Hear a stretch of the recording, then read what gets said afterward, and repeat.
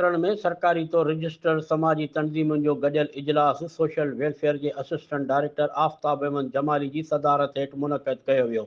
जंहिं में सक़रंड जी रजिस्टर्ड तंज़ीमुनि जे सरबराहनि शिरकत कई, जिन में हमदर्द सपोर्ट प्रोग्राम जे चेयरमैन قاضي जावيद सनई, सेवा सिंध जो चेयरमैन सैयद कुर्बान अली शाह, हेल्प मीट जो इमदाद हुसैन मुगेरी, CDF जो अब्दुल हमीद आराई, औरत डेवलपमेंट ऑर्गेनाइजेशन जी मैडम परवीन सिद्दीक, शहरी इत्तेहाद जो Nisar Ahmed Khaskheli, young welfare association जो Faheem Raza Jamali, modern educational welfare society जो माशूक मुगेरी ऐं शहबाज वेलफेयर एसोसिएशन जो इनायतुल्ला